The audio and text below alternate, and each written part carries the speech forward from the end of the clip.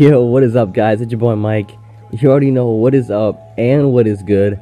And in today's video, I'm going to be talking about if this may be the last run for Golden State. Now, if you guys are new to the channel and just now finding me for the very first time, be sure to hit that subscribe button and join the family. Now, this all depends on the goals for Golden State. I'm pretty sure a goal of this Warriors team was to do something that no modern NBA team has done, and that's 3-peat or even 4-peat. Now, if they lose this year, then they would have to start that streak over, already being at 2. But if they lost, that would give some of them more of a reason to leave. But it wouldn't be as good as a look if they won. So whether they win or not, this year could determine what happens to this team or not. Because I could see players potentially leaving, regardless if they win or lose. Kind of like a, man, we tried, or hey, it was a fun ride while it lasted, but it would be a worse look. And also, you have to factor in not only team goals, but individual goals as well.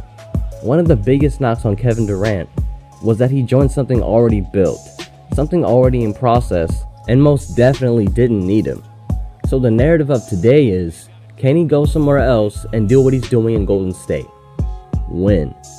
See, KD is in a tough spot right now, because he already joined something rather than build it or put it together. So even if he left the Warriors to join something else, it wouldn't be a win-win situation for him. I mean, the only place I could see Kevin Durant going to make everything better is OKC. But a lot of things will have to happen in order for that to even be possible. So that's another video. There are reports of KD doing what LeBron did last year and already planning ahead to go to LA with LeBron. Kevin Durant is in a tough spot, because we all know he can take that stuff to heart sometimes. All this ties into what KD wants to do by the end of his career. And people say if he wants to surpass LeBron, then he has to continue to beat him rather than compete with him. And I'm fine with either one personally. I'd love to see Kevin Durant and LeBron James on the Lakers. Whether you like to admit it or not, that is must-watch TV.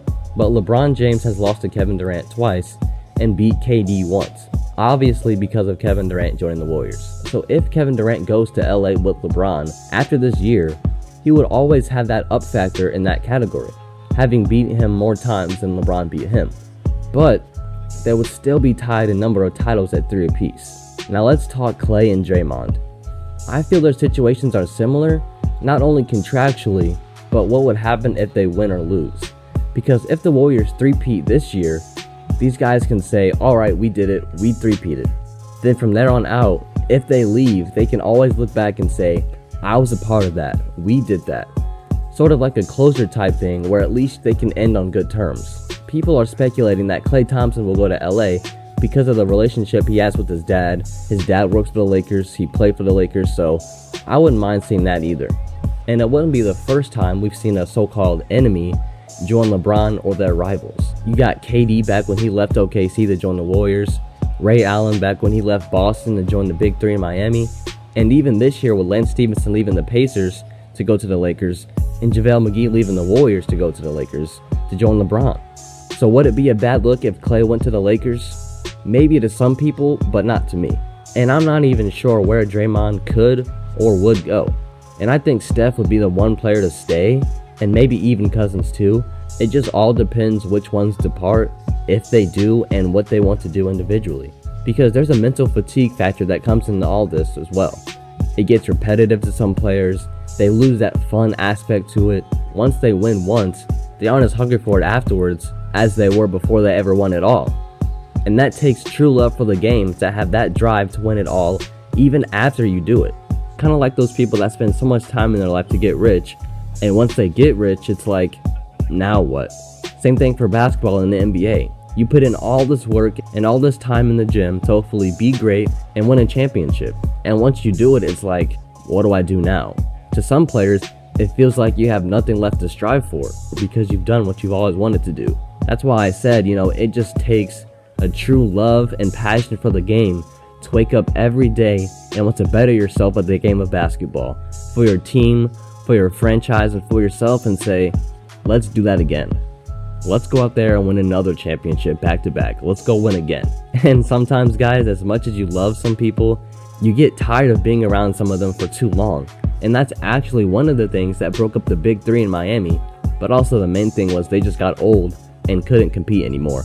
but this can definitely be a factor as well. Then it comes down to money and contracts as well. We've seen the Warriors core of KD, Draymond, and Klay do a really good job at manipulating their cap situation. They take less money so they can stay together and continue to win. And don't get me wrong, that's smart, and they make so much money off the court that it doesn't really bother them. And I think there will come a place in time where either party will have to choose, because they won't be able to afford all those players anymore. And it's safe to say, this Warriors team this year won't be the same team going in next year. I think the most they keep out of the 5 players they have now is 3. And you can debate which 3 you like. But if it were up to me, I think Kevin Durant is definitely one of them. And maybe you could get a situation like this, where Kevin Durant and DeMarcus Cousins both leave and say, alright guys, thanks for letting us tag along, but this is now your team again. Then we could really get a chance to see how the OG Warriors compares to the rest of the league. That'd be crazy because it'd almost be like going back in time. I would love to see that. So I truly believe that this is the last year this Warriors team stays intact. So many things point to potential departures. KD came in, he did his thing, he got his first ring, put the Warriors over the top, they became a dynasty, and all dynasties come to an end at some point. And these guys have a chance to end this dynasty on good terms, not only with the championship win, but a 3-peat. So guys, let me know if you think the Warriors stood together after this season. Who do you think will be the ones to depart, and where as well? And do you think a finals win or loss will make an impact on anyone's decision? Thank you guys if you made it this far into the video. Let me know what you think down in the comments. Thank you for watching this video.